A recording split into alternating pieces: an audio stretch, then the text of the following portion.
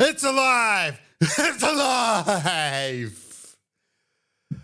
Oh, today I'm talking about Frankenstein, a horror classic adapted from our stage play, which itself was based on a famous novel by Mary Shelley. G'days, ladies and gentlemen. Welcome to Scared Shitless, the podcast where I intentionally watch horror movies to try and scare myself.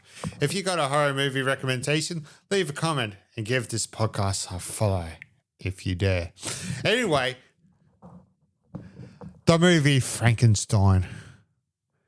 I thought the doctor was called Victor Frankenstein, but in this movie, the 1931 movie that I'm talking about, his name is Henry.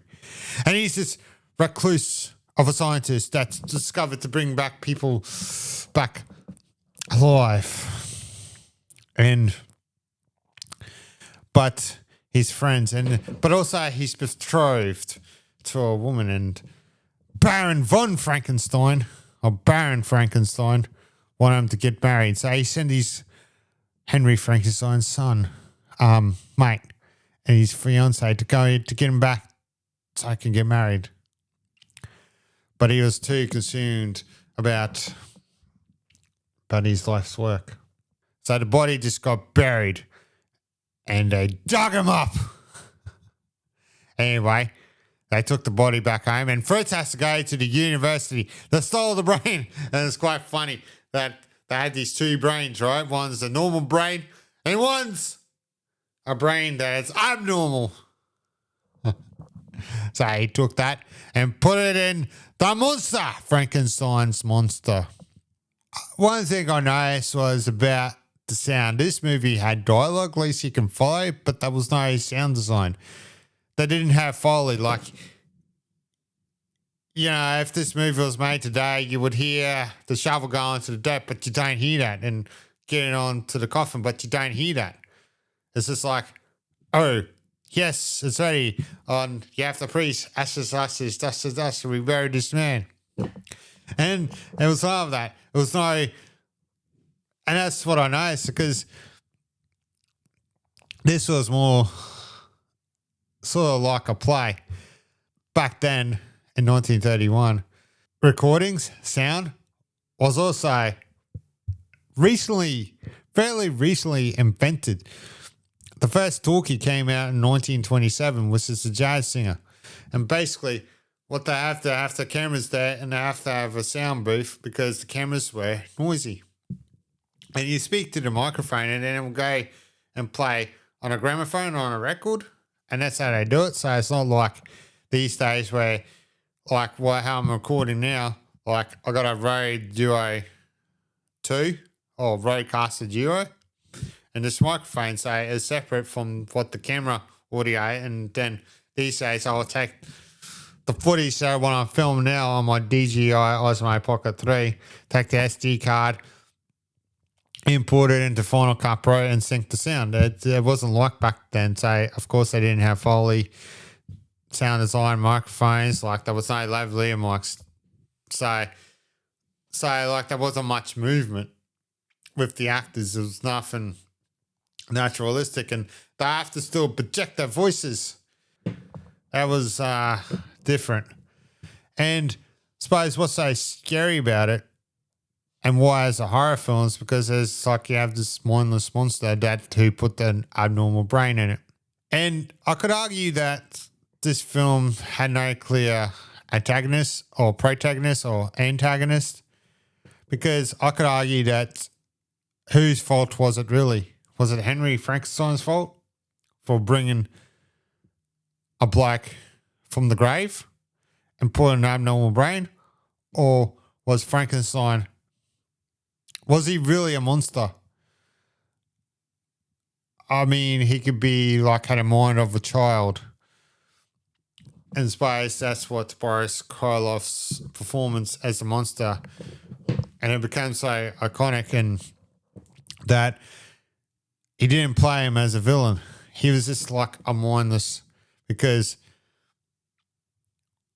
he was scared of fire, and and they kept him locked up. They kept him isolated because they were scared of him.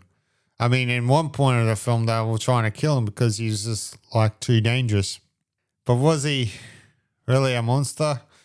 I mean, he was scared. Like, he was scared of fire. So Fritz had a torch and torture him. Being nasty in that. And it's kind of like you argue, it's like you could say with Frankenstein's monster and that takes, it's like if you have a dog or even better, a better analogy, like a snake. A snake doesn't want to bite you. They're scared of us. They're more scared. They just want to go about their day.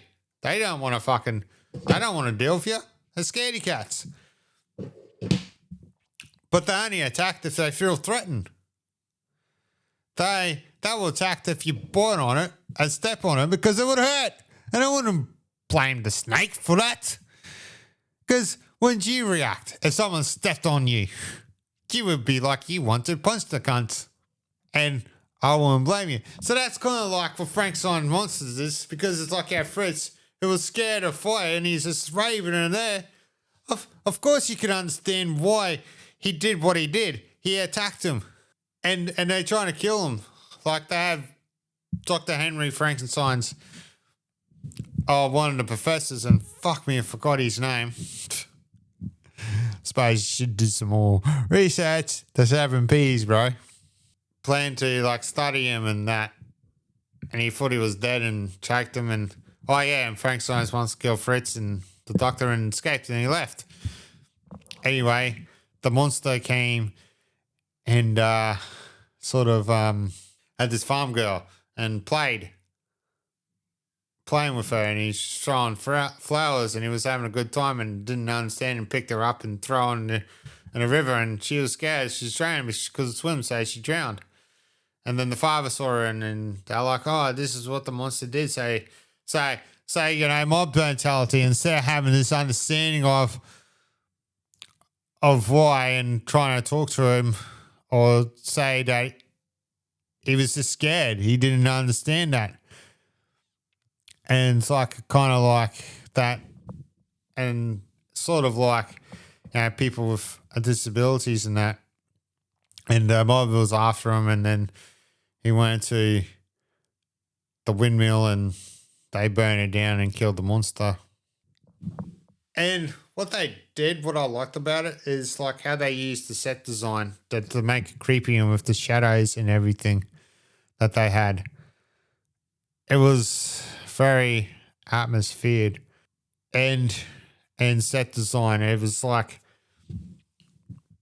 because I think what was scary, imagine if scientists would do that, trying to bring people back from the dead. Like, I think that the scientists want to bring back the dodo bird or the woolly mammoth, but boy, they're dead. They should stay dead. They'd be dead for hundreds and thousands of years. How would they survive in the modern day and the climate? Because they're able to thrive back then. Like the woolly mammoth was around the ice ages, and the reason why they go some wool so they can. So it was cruel on Dr. Frankenstein to bring back this bloke who couldn't speak, who couldn't say anything. And I believe that the audience in 1931 will probably be scared of this, and will see this as a horror film because, well, it was different. But then again, I wonder how many people will see movies, because this is like before television that people will go to the cinemas, and they used to be everywhere. Modern audience wouldn't find it scary because it became desensitized because it was a lot more scary. And this film didn't use jump scares like, ugh! Like, it was a trend. It didn't use shock value. So,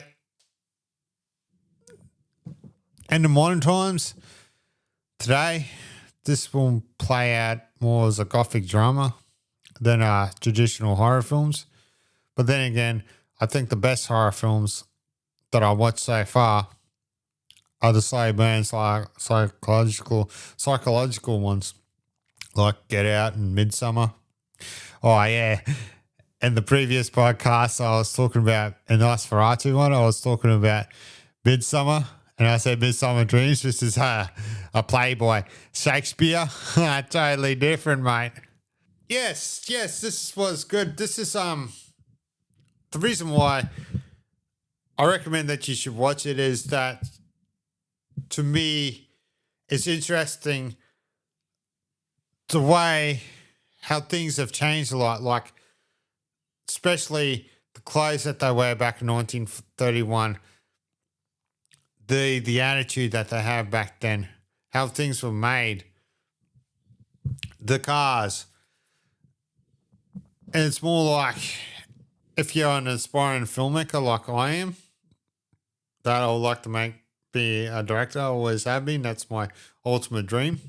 How a movie's made. And also that this film inspired me for a short film that I like to make. I'm not going to give away any details. And you can see that where horror started from. Horror has been around for ages.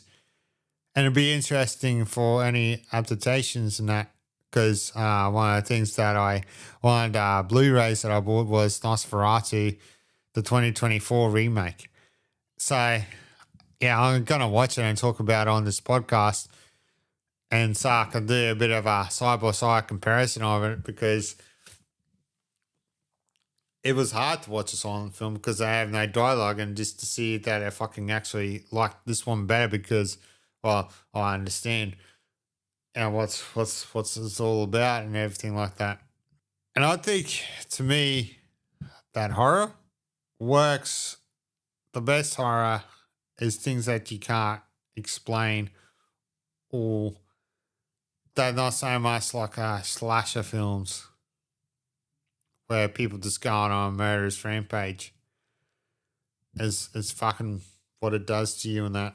So, yes, I definitely watch Frankenstein, even if you are a horror fan, but especially watch Frankenstein as being an aspirations filmmaker to see where the techniques that they use from modern films come from, the set design, and it will give you any inspiration for your next one. So anyway, I'll see you in the next episode, in the next podcast, and the next one.